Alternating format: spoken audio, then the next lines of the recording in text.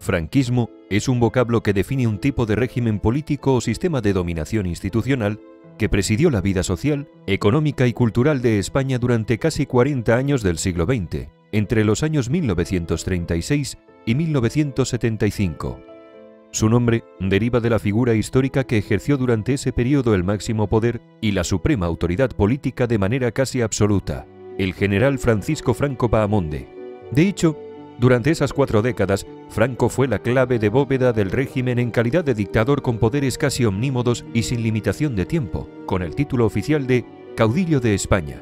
Antes de convertirse en dictador y caudillo, Franco había sido un militar de perfil conservador y prototipo de los africanistas, aquellos que forjaron su carrera en las campañas coloniales de Marruecos. Convencido de que el ejército era la columna vertebral de España, apoyó la dictadura del general Miguel Primo de Rivera entre 1923 y 1930 y fue el primer director de la Academia General Militar de Zaragoza, creada en 1927. Proclamada la Segunda República en 1931, su conservadurismo y catolicismo le convirtió en un crítico de los programas reformistas de los gobiernos republicanos socialistas, volcados en la reforma agraria latifundista, la descentralización autonómica y la secularización religiosa. Pero apoyó a los gobiernos republicanos conservadores en octubre de 1934 y tuvo un protagonismo especial en el aplastamiento de la insurrección socialista en Asturias y de la rebelión secesionista en Cataluña. Tras la victoria electoral del Frente Popular de Izquierdas en febrero de 1936, tomó parte en la conspiración militar que provocó la sublevación de julio de 1936 con un doble objetivo: frenar por la fuerza de las armas el ambicioso programa reformista aplicado por el gobierno y para atajar el espectro de revolución social que percibía tras la movilización popular que había acompañado la victoria electoral de las izquierdas. El inicio de la Guerra Civil de 1936 a 1939 fue una etapa crucial para la fulgurante ascensión política de Franco a la cumbre del Estado. Al principio, fue solo uno más de los generales sublevados que formaron una Junta de Defensa Nacional que asumía todos los poderes del Estado. Era el máximo órgano del poder militar exclusivo implantado en la España insurgente, que promovió un violento proceso de involución social y política de perfil autoritario, contrarreformista y contrarrevolucionario. La prolongación de la Guerra Civil y el crítico contexto internacional contemporáneo pronto exigieron que la Junta Militar Colegiada decidiera concentrar el mando en una única persona que pudiera actuar como comandante en jefe de las fuerzas insurgentes. Franco recibió de sus compañeros de armas ese encargo porque tenía gran prestigio, carecía de competidores vivos, dirigía las tropas que más victorias lograban, los moros y los legionarios que avanzaban hacia Madrid, y había logrado el vital apoyo de la Alemania de Hitler y de la Italia de Mussolini. En consecuencia, a finales de septiembre de 1936, la Junta le nombró generalísimo de las Fuerzas Nacionales de Tierra, Mar y Aire, y jefe de gobierno del Estado, traspasándole todos los poderes del Estado. La dictadura militar colegiada se convertía así en una dictadura militar de poder personal, cuyo único y absoluto titular era Franco. A partir de entonces fue configurándose el régimen político denominado franquismo, porque Franco no quiso ser solo el portavoz y líder de sus compañeros de armas que le habían elegido para el cargo. Al ejército como pilar originario y supremo de su poder, le fue sumando otras 2 fuentes de legitimidad que apuntalaron su incipiente autoridad omnímoda. Por un lado, la Iglesia Católica, objeto de una fuerte persecución en la retaguardia republicana que sancionó su esfuerzo bélico como una cruzada por Dios y por España, y proporcionó un catolicismo militante y beligerante que habría de ser hasta el final de la ideología suprema del régimen. Por otro lado, la Falange Española tradicionalista, el partido único configurado en abril de 1937 por fusión de todas las fuerzas derechistas, monárquicos, católicos, carlistas y falangistas, que se convertiría en el instrumento clave para organizar a sus partidarios, suministrar fieles servidores administrativos y encuadrar a la sociedad civil, organización sindical, sección femenina, frente de juventudes. El régimen caudillista erigido sobre esos 3 pilares institucionales, ejército, iglesia y falange, con el inexcusable apoyo germano-italiano, lograría un triunfo incontestable en la Guerra Civil en abril de 1939.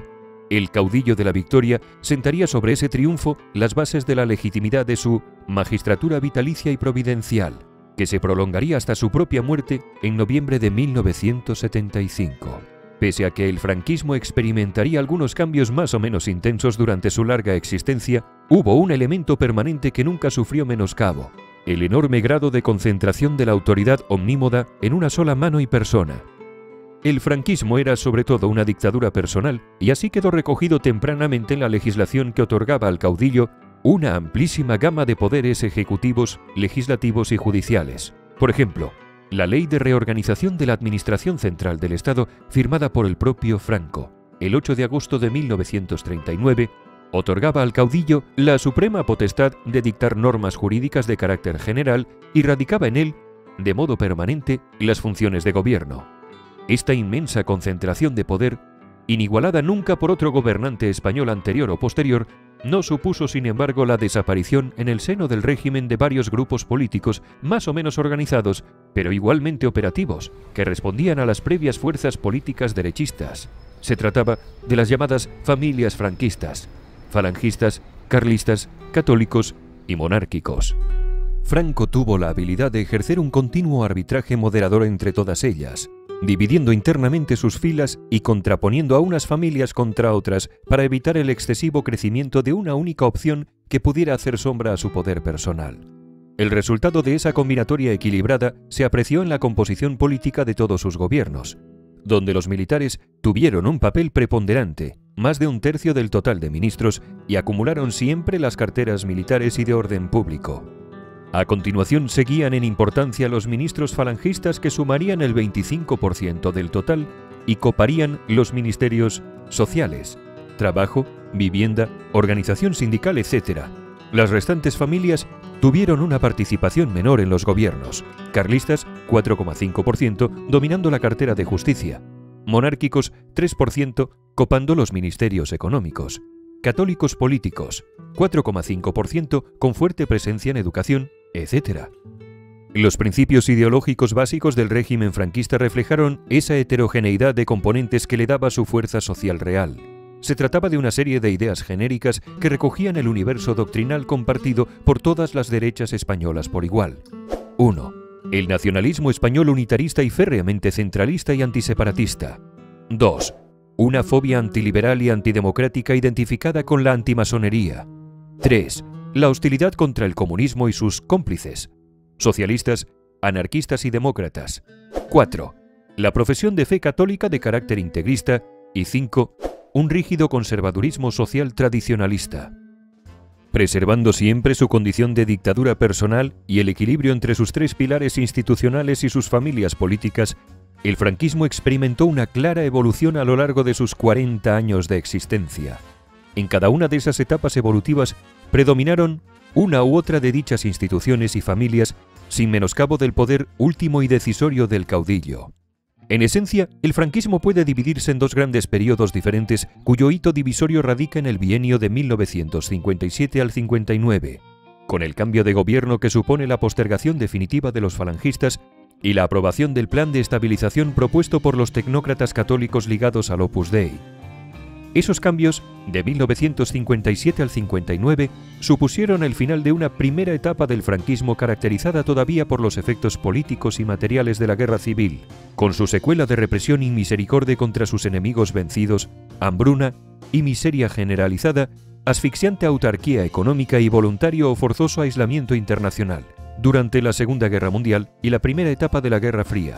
Y dicho bienio, de 1957 a 1959, supuso el punto de arranque de una segunda etapa del franquismo, definida por un rápido desarrollo económico, profundos cambios sociales y demográficos, un incipiente bienestar material de la población y una apertura diplomática y económica hacia el exterior, en el contexto de la distensión internacional y la expansión económica de los años 60. El contraste entre ambos periodos se aprecia en varias dimensiones. En 1950, durante la primera etapa, España tenía 28 millones de habitantes, en los que predominaba todavía la población rural y agraria, con una renta per cápita de $694 constantes, con el 66% de viviendas que carecían de agua corriente y con una tasa de escolarización primaria que solo cubría a 1 de cada 2 niños de 2 a 13 años. España era entonces uno de los países más pobres y subdesarrollados de Europa, junto con Portugal y Grecia. Sin embargo, en 1970, tras una década del llamado milagro económico español, el país contaba con 35,4 millones de habitantes, que mayormente era ya urbana y trabajaba en la industria y los servicios. Tenía una renta per cápita de $1.904 constantes. solo el 13% de viviendas carecía de agua corriente y la tasa de escolarización había alcanzado al 90% de los niños españoles. En definitiva, entre esas fechas, España dejó de ser un país predominantemente agrario y rural a la cola del desarrollo europeo y occidental y se convirtió en un país mayormente urbano, industrializado y con un sector servicios diversificado y renovado. A esas dos fases básicas es preciso añadir la existencia de una última etapa del régimen, el tardofranquismo, que se extiende entre 1973 y la muerte del caudillo.